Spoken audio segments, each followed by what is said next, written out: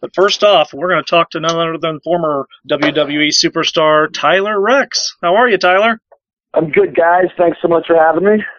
I tell you what, if there's anybody out there who is a model for having a backup plan in your life, Tyler, you've got to be the one in professional wrestling who's absolutely had something to fall back on, and you chose to pursue that.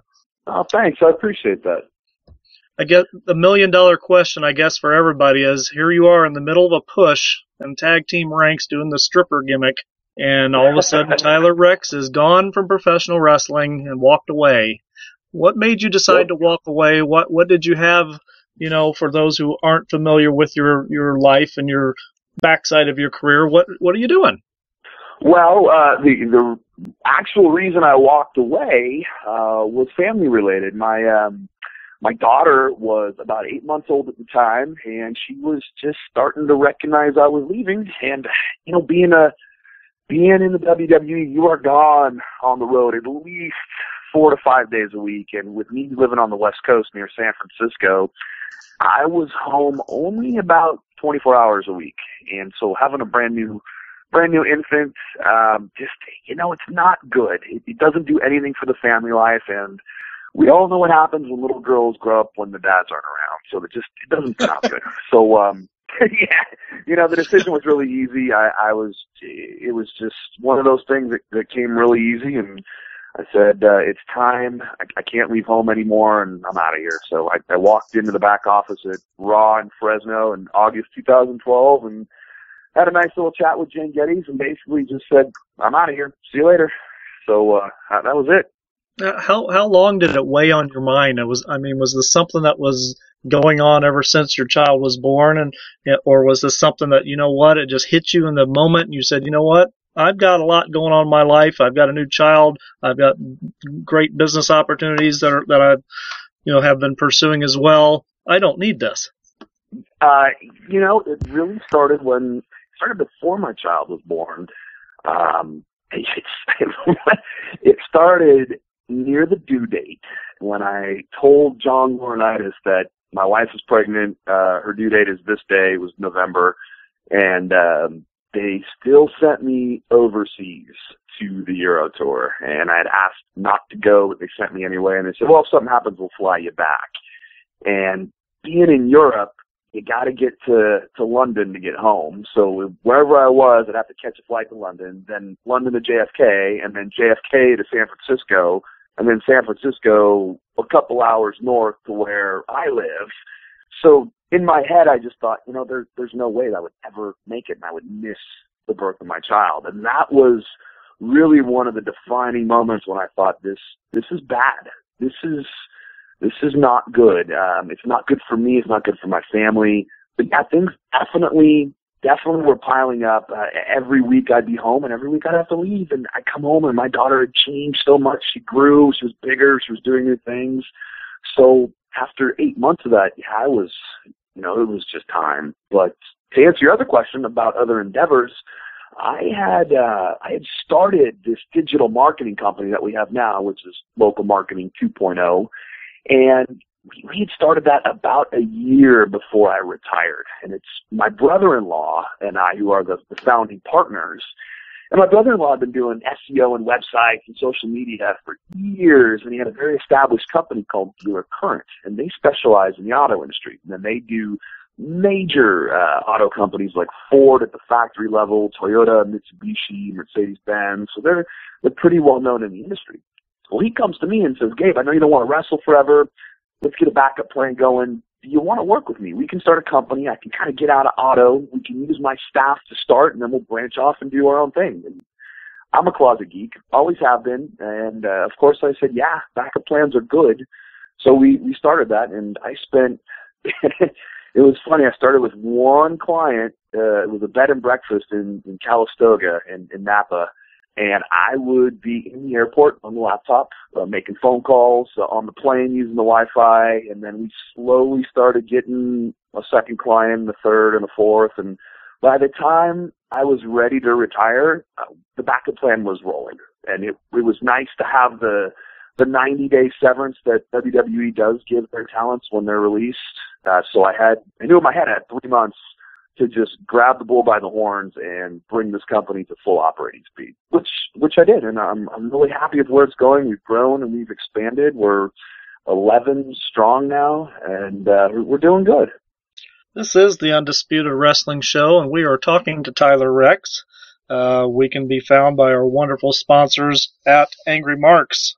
If you want to hear good news, hear or read good news, hit them up, www.AngryMarks.com. They also have a Facebook page, www.facebook.com/AngryMarks. I'm going to kick it over to the Velvet Elvis, Tyler, Zane Paisley. Well, I know also one of your other endeavors right now is Body Spartan, which can be seen at bodyspartan.com. And can you tell us a little about that? And they've got a picture of you on there, right on their website, and you're just still huge and big. Look like you could be back in the ring any day now. So can you tell us what the Body Spartan mission is? Yeah, absolutely. I'd love to talk about Body Spartan. It originated as a platform to launch the fitness book that I wrote, which is Body Spartan Genesis, and it's been a work in process for a good year and a half. I've been writing it, or I was writing it, in the evenings in what I call my spare time, which was really late at night. There really wasn't much spare time, but the book it started because I was getting so many questions on social media from fans and even the guys backstage when I was still on the roster, just about what I do to stay in shape. And I'm sure if anybody that saw me on the roster, they know I was one of the bigger guys. I wasn't the biggest. I was middle of the road, but I was always really lean, and I kind of feel like I stood out because of my physique. And so the guys would ask me my routines, what I eat, how I stay in shape on the road.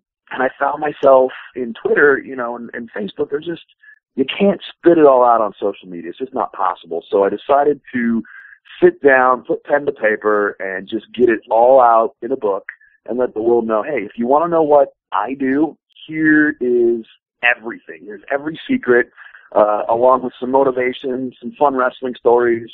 The book has a 12-week workout program that I use. It's got a 12-week shredding diet that is guaranteed to get you lean. It's got a bunch of recipes that go with the diet to make your life really easy, and so you don't have to try to think about how many grams of carbs or protein or fats you need. It's really all there and spelled out for you. So that was the launching point. That was my launching platform. But when I was getting ready to design the site, I thought, power is in numbers. And here's a bunch of guys and girls that I know that have to be in TV-ready shape every day of the week. I bet they've got some good knowledge to give. So I hit up all the guys on the site, Zeke, as you guys know, Ethan Carter. My wife, Priscilla, is a master sports nutritionist, so we brought her on board. We brought Gemma Palmer on board, who is part of the UK Gladiator show. She was known as Inferno. And then we also have Brian Cage, who was in FCW with me, never made it to the main roster, but he's still in the independents, and he's going for his bodybuilding card this year. So he's a wealth of knowledge. And what we've decided to do is, yes, sell the book online, sell a custom nutrition plan that's a monthly subscription, but we're also just dishing out almost daily brand new articles on training, workout, nutrition, supplements, you name it, from international TV superstars. And so if you haven't seen Brian Cage, that man is huge. He's massive. He's massive. Yes, the guy won the Fresno Open last year and was asked to guest pose this year, which was, I think it was last month. Literally April, he was guest posing at the show he won last year. So he's in phenomenal shape, and I'm pretty sure he's going to go pro this year. Oh, wow. You're still up, CP. Oh, okay. Well, you had mentioned Ethan Carter III, who I know that you worked with in FCW and NXT, and also Johnny Curtis. What do you for Ethan Carter III or Derek Bateman, whatever you want to call him? Why do you think?